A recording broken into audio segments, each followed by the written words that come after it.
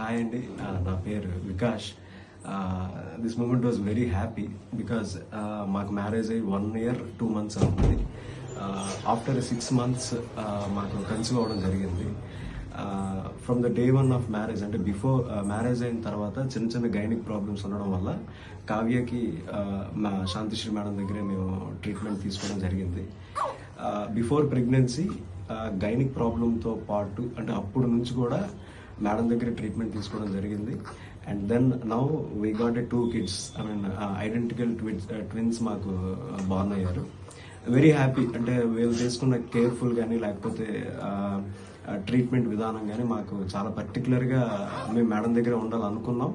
అలాగే 1 year నుంచి కూడా మేడం దగ్గర ట్రీట్మెంట్ తీసుకుంటున్నాం.